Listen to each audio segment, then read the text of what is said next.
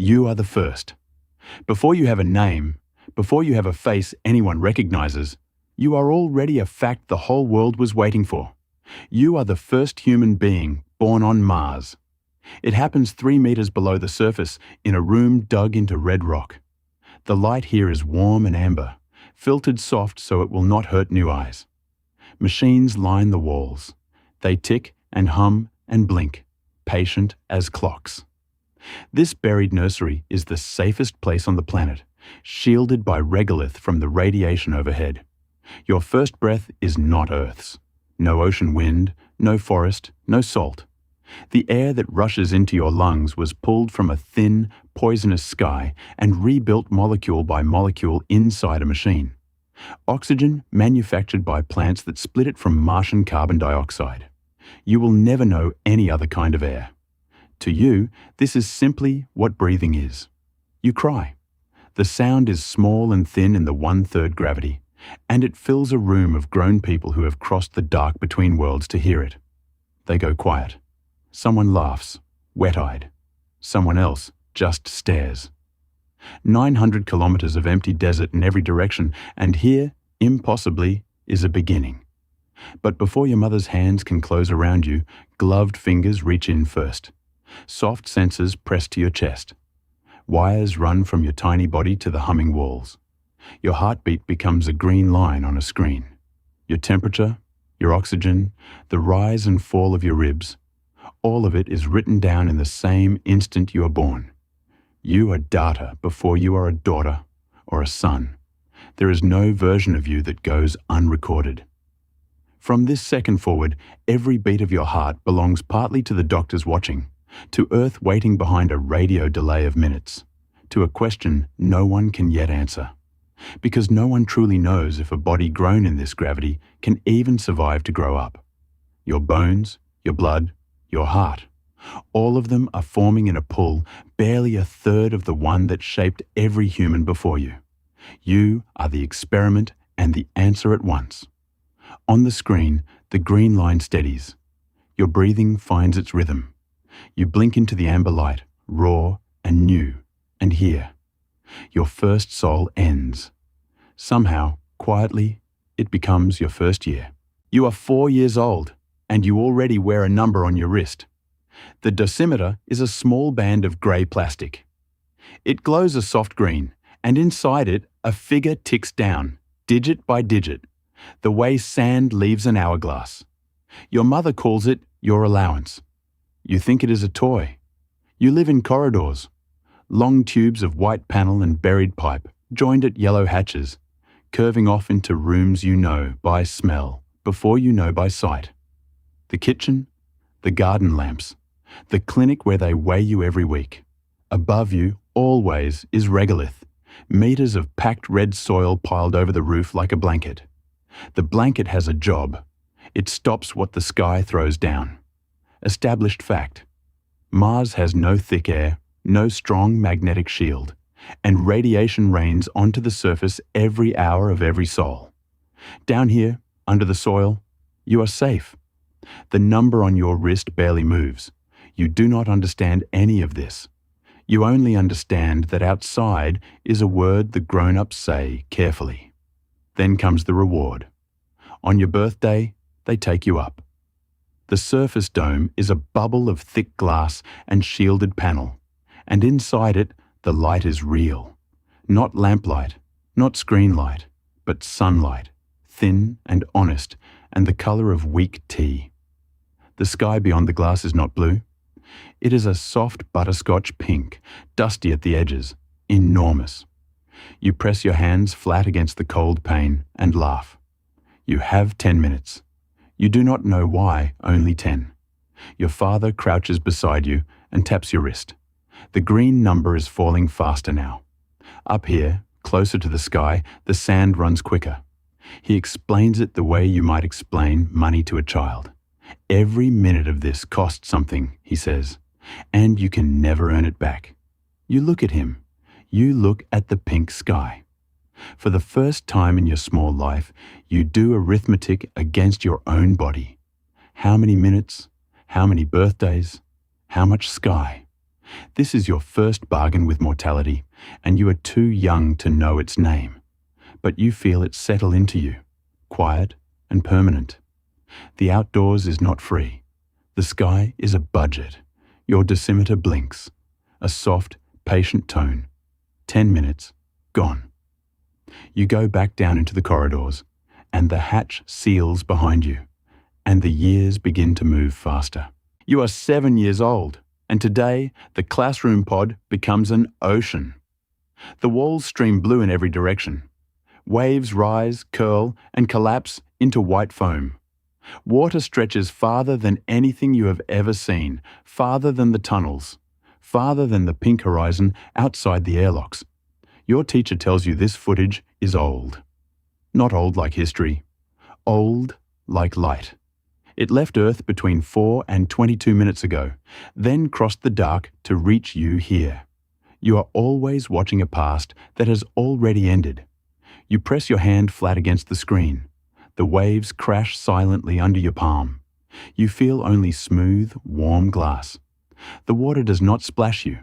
The salt does not sting. There is nothing to feel, and you feel that nothing keenly. You are good at names, though. You learn them all. Pacific, Atlantic, Indian, Arctic, Southern. You recite them in order, biggest to smallest, and the class goes quiet, and your teacher gives you the prize.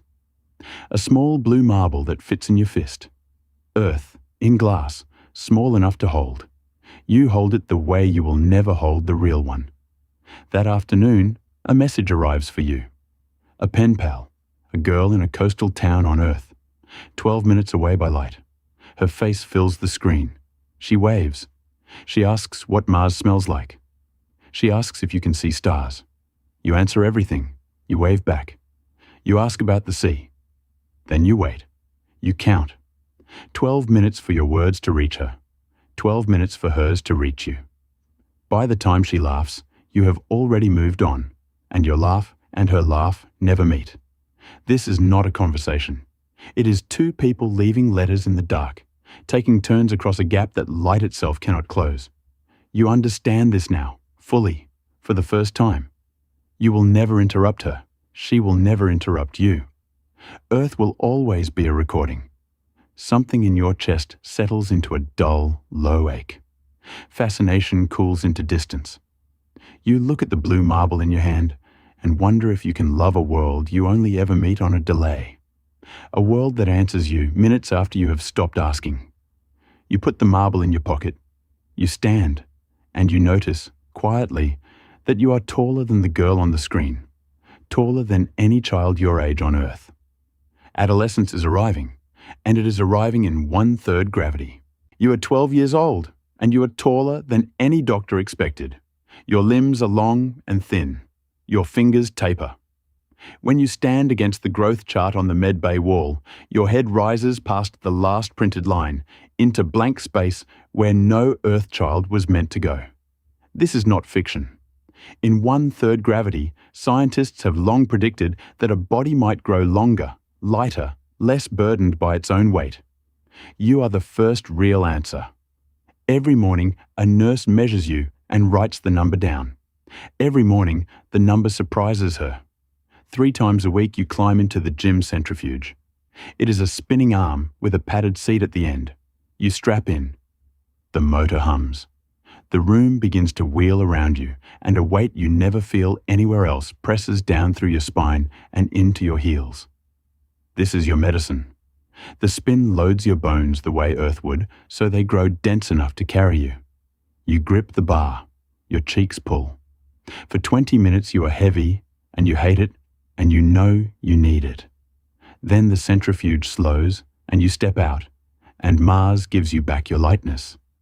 You cross the corridor in 3 long strides. You jump, and you rise, and you hang in the air, a breathless half-second longer than physics ever allowed your parents. You land soft as falling cloth. No Earthling has ever moved like this. You leap the stairwell in a single push. You spin, catch yourself, laugh. The awkward tall child in the mirror becomes something else. Something built for here. You feel, for the first time, fiercely proud of the strange machine you are. In the med bay, the scans tell a quieter story. Your heart, doctors note, is remodeling, leaner, pumping against less weight. Your skeleton diverges from every Earth baseline they own. The images are beautiful. They are also unproven. No one has data on what such a body does across 60 years. Your proportions are setting now, permanent. Earth's gravity would fold these long bones, strain this lighter heart. The planet in the videos could break you. You will likely never stand on it. So, which are you? A healthier human, remade correctly for a real world, or an experiment that simply hasn't failed yet? You do not know. You leap again anyway. Then the council posts a notice. A window is opening. 900 strangers are coming. You are 15 years old, and you are sitting very still while a scanner reads your heart. The monitoring suite hums around you. Cool light. A padded chair molded to a body that keeps changing shape. On every wall hang your own charts, printed and pinned. Bone density curves, height, blood pressure. The slow story of you told in lines and dots. A technician taps a screen. Measurement 10,000 and something, she says, and smiles like it is a birthday. You do not smile back. You know this ritual by heart. The cold disc against your chest, the cuff that squeezes your arm, the needle that takes a red thread of you into a vial with your name printed sideways. You have done it since before you could refuse. On the far wall, a graph traces your whole life. There is a green dot for your first breath, a dot for age 4 when they clipped the dosimeter to your wrist, a dot for 12 when you outgrew the chart. You are a curve on a screen, watched by rooms full of people you will never meet on Earth, 20 light minutes away. Tonight, the whole settlement gathers in the commons. They toast you. Proof, says the council chair, lifting a cup of recycled water, that this frontier can raise its own. 900 faces turn toward you, warm and proud. You are their answer. You are their evidence. You should feel tall. Instead, you feel counted. Later, you find the file. Your own record, opened on a tablet left unlocked. A form dated the day you were born. Consent for longitudinal study. Subject, first native Martian. Signed by your mother. Signed by Mission Medical. Not signed by you. No one asked you. You were enrolled before you drew air. Something cools inside you. You are not just a child who is loved. You are a dataset with a name. Every meal logged. Every heartbeat archived. Every centimeter of you belongs to a question other people are asking. So you begin, quietly, to keep things back. A headache you do not report. A night you cannot sleep. A private ache in your long shins that you tell no scanner. Small omissions. The first pieces of a life that are only yours. You lie awake under 3 meters of regolith and wonder, do you belong to yourself or to the experiment you were born as? Then the ground crew radio lights up. A window has opened. Ships are landing. New faces are pouring into the town by the dozen, and every one of them wants to meet the first Martian. You are 21 years old, and the arrival hall has never held this many bodies at once. The window has opened. A ship that left Earth 7 months ago has emptied its crew into the settlement, and the town you knew has swelled past 900 people in a single afternoon. You stand near the inner airlock, watching them come through. They move badly. 7 months in transit, then a hard descent, and now the strange lightness of 1/3 gravity pulling at every step they take. They stumble. They laugh at themselves. They grab railings you have never needed. One by one, they blink up at the observation dome, at the pink sky and the small pale sun. You have seen that look before, in old arrival footage. Wonder, fear. The face of someone who travelled farther than any human is meant to travel, just to stand where you were simply born. You shake their hands. Your grip is careful. Their palms are soft and shaking, their eyes wet. They came all this way to meet the future, and the future is you. Tall, thin-boned, easy in the low gravity that punishes them. Some of them ask to touch your shoulder, as if you might not be real. That evening, the council votes. The settlement is too large now for mission control alone. Decisions must be made here, by people who live here. When the names are counted, yours is among them. You are the youngest voice on the emerging local council, the first native born to sit at that table. People cheer. Cameras flash. For a moment you belong completely. Then you hear it. In the corridors, over meals, the newcomers speak of Earth. They call it home. They say it the way you might say your own name. Without thinking, without doubt. Home is the blue place, the heavy place, the place they left.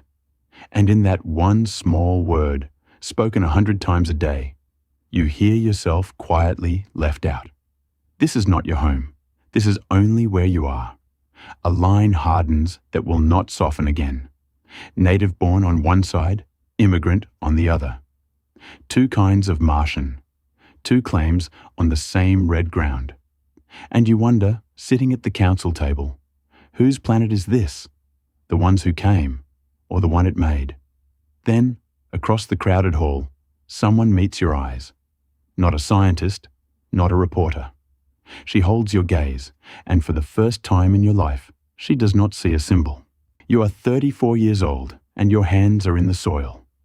Real soil, dark and living, banked in long beds under the greenhouse dome. Grow lamps hang low, warm and gold. Tomato vines climb their strings. Lettuce unfurls in tidy rows. The air here smells green, a smell Earth never taught you, but that your body somehow always knew it wanted. Beside you works your partner. You learned each other slowly, between shifts, over years. Now you tend this dome together. Two people who chose the same small square of red world to pour their lives into. You pass a trowel without asking. That is what love looks like here. Quiet, rooted, ordinary in a place where nothing is. There is one difference you never forget. Your partner came from Earth and carries an earthborn dose limit, a body built under a heavier sky. Yours was assembled by Mars, tall and thin and adapted, tracking a radiation budget that follows different math. You will both die here, but your bodies belong to two different worlds, and you feel that gap even as your fingers touch across the soil. Tonight, the med bay calls you both. A child is coming. The settlement's newest native, 3 meters below the surface, in the same shielded room where you were born. You are asked to help. You hold a warm cloth. You steady a shoulder. You watch a new human arrive into 1/3 gravity, into pink light, into a town that already loves her before she has a name. And something settles in you that never has before. You were the first, the specimen, the symbol held apart. But holding this child, you are not apart. You are the older one now. You are the proof that this place can raise its own, and raise theirs, and go on. For the first time you feel wholly of Mars, not measured against it. So you decide. You sign the medical waiver you have avoided for years. Your bones, your heart, your slow-grown frame could never survive Earth's gravity again. To make it official is to close a door forever. You close it without grief. Earth was always a video, a blue rumor. This dome, this partner, this child, this soil, this is the only home your lungs have ever breathed. Then, late, a light blinks on the console. A priority message, delayed and insistent, relayed across the long dark. It is addressed to you, by name, and it has come all the way from Earth.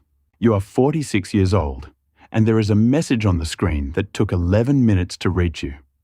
The comms booth is small and dim. One chair, one panel, a door that seals out the noise of the town. On the screen, a woman in a blue jacket sits frozen mid-sentence, her hand raised, her mouth half open. The playback has paused itself, waiting for you. She is an administrator from an Earth Institute. The invitation is real. They want the first Martian to walk the world that made your species. A berth on the next return ship. A tour of oceans and cities. Your face on Earth soil, under Earth sky, in one full gravity. You play the message again. You watch her say your name the way Earth says it, slightly wrong. She calls you a bridge between two worlds. She says billions would watch you arrive. For a moment, you let yourself want it. The blue water from the classroom pod, no longer streaming on a wall, but breaking against your own legs. Rain. Wind that no dome ever made. The weight of belonging to the place everyone else calls home. Then you open the other file, your own body, rendered in grey and white. Your bone scans hang beside the invitation. The doctor has already told you plainly, without softening it. Your skeleton grew thin and long in 1/3 gravity. Your heart pumps against almost nothing. She points to the numbers the way you once watched a dosimeter tick down. On Earth, she says, your bones would carry 3 times the load they have ever known. Your heart would strain against a weight it was never built to move. Fractures. Failure. She does not promise months. She will not promise even that. This reflects a real open question in Mars physiology, whether a body grown entirely in low gravity could survive 1G at all. No one has lived it. The verdict here is honest extrapolation, not certainty. You sit with the two images side by side. The offer that says you matter to two worlds. The scans that say only one will ever hold you. You feel the wanting turn slowly into grief, and the grief settle into something quieter. Earth is a place you can love. It is not a place you can stand upon. You type a short reply. You thank her. You decline. You do not explain your bones to a woman 11 minutes away. Then you close the message. The blue jacket goes dark. You turn back toward the pink light spilling through the corridor, and you do not look at the screen again. You are 73 years old, and the classroom pod is full of children who have never once wondered where they are. They sit cross-legged on the floor, faces turned up. The pink sky glows through the dome above them. To you, it is a color that cost everything. To them, it is simply the sky, the way water is wet, the way morning comes. You lower yourself onto a stool. Your joints move slowly now. Your long limbs, once a mystery to every doctor, fold with practiced care. A child hands you a cup of water without being asked. They have been taught that you are old, and that old is precious here. Tell us the first breath, one of them says. They have heard it before. They ask anyway. So you tell it. How a woman lay in the med bay in 2059 while Earth was a bright dot in the window. How the settlement held its breath with her. How a small body arrived that had never known any world but this one. How that body drew in recycled air, scrubbed and warmed by machines, and cried in 1/3 gravity. That was you, a girl says. Not a question. A fact she is filing away. That was me, you say, and you watch it land on them like nothing. They cannot imagine it being strange. They were all born here. Every one of them is native. You are simply the first of a thing that is now ordinary. This is the reward you did not know you were owed. You belonged to Mars at a terrible price, measured in scans and questions and lonely difference. They belong to it for free. But your body has begun its own quiet leaving. The monitoring suite still knows you best. Your heart has remodeled in ways the Earth models never charted. Your bones carry a lifetime of low gravity, thin and honest. There are numbers on your file that no physician has seen before, because no one has ever lived a whole life in this exact way. You are the baseline now. The first data point. History with a pulse. You finish the story. The children scatter to their screens. You sit a while longer under the pink light. Later, in the med bay, the monitors return. Gentle now. No urgency in them, only attention. The old, familiar hum. Your breathing slows against the soft rhythm of the machines that have watched you since your very first breath, here, at the end. You are 91 years old, and they have brought you back to the bay where you began. The amber light is the same. The curved walls, repainted a dozen times, hold the same warm glow you first opened your eyes to. A bed waits at the center, low and soft. You are lifted into it by hands that are gentle and unhurried. Your body is small now. The long limbs that once outran the growth charts have folded inward, light as reeds. Your bones, grown entirely in 1/3 gravity, never carried the weight Earth would have asked of them. You breathe in shallow sips. The manufactured air moves through you, dry and clean. Oxygen pulled from the red sky by machines older than most of the people in the room. This air has always been yours. No lung of yours ever tasted anything else. It was made for you before you drew your first breath, and it will outlast this last one. The room fills quietly.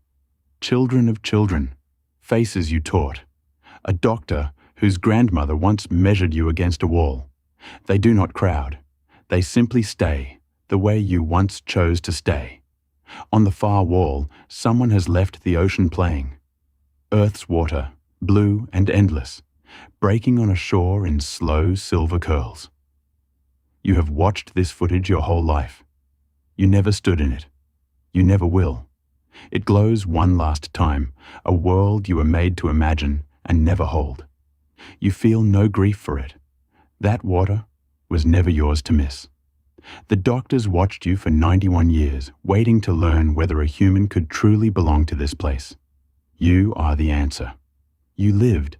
You loved the soil under the domes, the pink light, the thin, cold beauty of a world that made you from nothing it borrowed from Earth. Your breath slows. Amber light. Quiet voices. The ocean fading on the wall. You were never a visitor here. You were the future. And the future is ending the way it began, in this warm room under a foreign sun that was only ever home. You take one last breath of the air that has always been yours, and you let it go, certain and complete. The monitors go still. The experiment is over. Its answer is your whole lived life. In another wing, a light warms toward morning. The amber deepens to the pink of a Martian dawn, the first color a new child will open their eyes to.